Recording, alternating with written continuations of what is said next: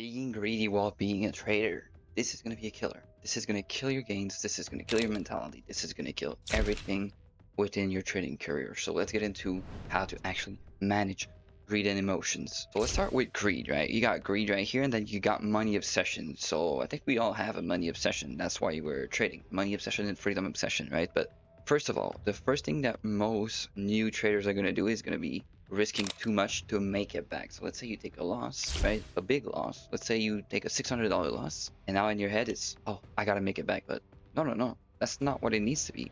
What it needs to be is okay, I took a $600 loss.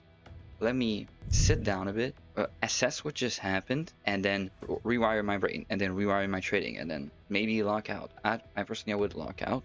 That's a good tip. You lock out, or you just simply get off the chart. That's the number one trick on making it back. You're probably not going to make it back. You're probably going to end up blowing your account, right? So let's get into the other thing, which is only focused on the P&L. So I've had that problem before. Well, my first accounts, I would get on a trade and be like, okay, I want to make 1.5k, right? It was the top step account where you can only make 1.5 on an eval per day, right? So that was my thing. I was like, okay, I'm gonna make 1.5 today, and then 1.5 tomorrow, and then I'm gonna make 200 every day. It never happened. It never happened. I was focused on the P&L and not on what the market gave me, right? So one tip I do give to my students is focus on what the market gives you, not what you want the market to give you. So let's get onto the other one, which is wanting to make fast money instead of being consistent. Super dumb, but people want to make super fast money, but they don't want to be consistent. Right? Trading is a game of long money. Although, oh, you can make quick money super fast, yes, but you're trading a funded account. If you do that every day, you're most likely gonna blow it, right? So you gotta be consistent. By being consistent, I mean losing the same amount every day. Don't have to be making the same amount every day, but losing the same amount every day, having the same risk, the same amount of contracts, and so on, right? That goes with greed because, oh, I want to make a lot of money. They say I made only $200. Let me up my contract, and then you lose 600, right? So it just doesn't make sense. But entering too many position, I be seeing some of y'all charts, bro. There's 50 fucking execution. What are you even doing? You need two to three execution a day max. That's all you need, right? Depending on the strategy, but there's no reason for you to have 50 execution within the span of an hour. You're over trading and you're doing some dumb stuff. Honestly, my trick for you is, as we said earlier, just okay, I made, let's say, 5 execution. Why am I making 5 execution? Let me reassess what just happened and sit down a bit, right? And that goes for revenge trading that we have just here as well. What you do is you know what I mean, right? You get that feeling when you feel like you want to revenge trade. You get that little feeling that, oh, why not? Fuck it, whatever. No, you gotta cut that one out. You gotta cut that one. I know it's hard, but you gotta cut that one. That one feeling out of you just being like, whatever, right? I'll just buy another account. Okay, you're buying another account, fair, but you're still wasting money, and that plays a big role on your psychology because you're like, whatever, it's an account.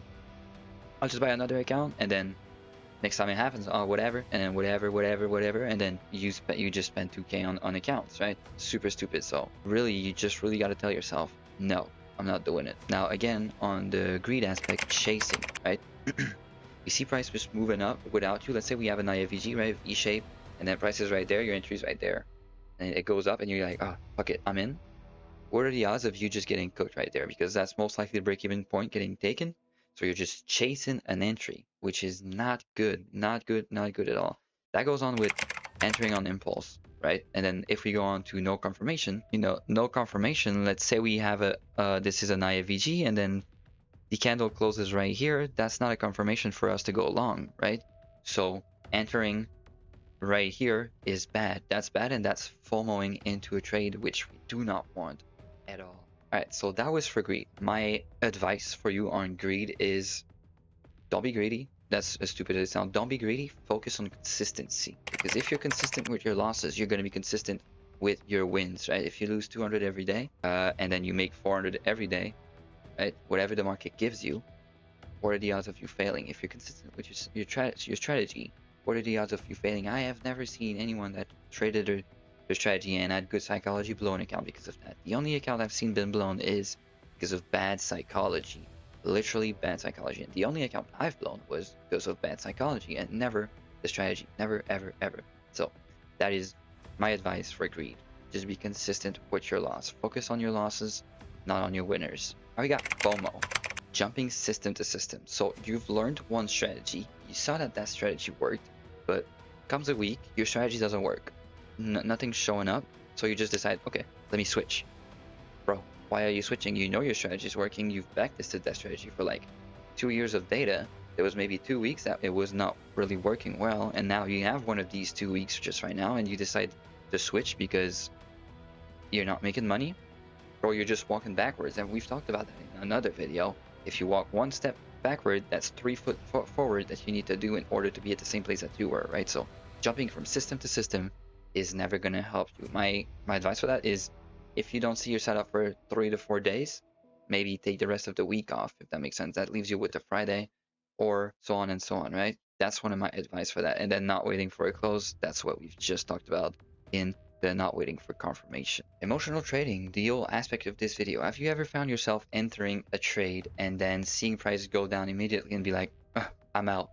Bro, that is not good. You've backtested that fucking strategy. You've backtested the strategy. You know it works. You know sometimes that happens. But for some reason in your brain it says, fuck it, I'm out. I'm out. I'm out. I'm going break even. No, you need to follow your plan. You know your thing works. You're not trusting yourself. That's the problem with most traders. They do not trust themselves. Trust yourself, but still go break even when the market gives you the signal to go break even, and take profit whenever the market gives you the signal to take profit. Right here, I would take profit at that high right there. I'm not going to take profit right here. Wouldn't make sense, right? So really follow what the market gives you. And if you follow what the market gives you, why are you stressed? You know that works. You know your win rate's good. You know your RR average is good. Why are you stressed?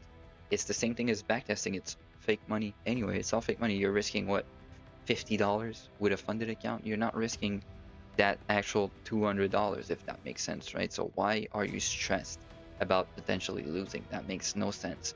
Let me tell you something. Demo trading, eval, and funded is all the same thing. It's all paper money. As long as it's not into your account, it's not real money. So take that all you want. That's how I personally see it. Now, entering because of others' opinion, right? You may be trading with some friends, right? And your friends are most likely unprofitable, and they tell you, oh, I don't think that's a good entry. Oh, I think this is a good entry. But you were looking for shorts at that moment, and you're most likely unprofitable as well, right? And then you get confused and you're like, oh, should I long, should I short? And then you end up longing because all your friends are longing, but your main idea of shorting would have been right? So moral of the story is, do not listen to your unprofitable friend. Do not follow what they do, right? Because why would you want to follow someone that's unprofitable to potentially win, right? Trade your own model, trade your own thing, and stay in your zone, right? Maybe sometimes you want to get on a live stream. Let's say you join my live stream and you just want to be there just for a bias confirmation, which I think that's what most people do. They get on my live stream just for a bias confirmation. That's completely fine. But don't follow to the T what your friends are saying, because they're unprofitable, most likely. So it's never really going to end well, right? So on that's on greed and FOMO, right? I'm going to do a recap of my tricks. My first trick is, do not follow your unprofitable friend. Trade what the market gives you and not what you want the market to give you, right? And it is okay to not take a trade for a day, for 2 days, for 3 days, for 4 days, for 5 days. It is completely fine. The market is always going to be there. You know it's not always going to be there? Your trading account, if you keep disrespecting these small rules, if you will, right? So those are my tricks.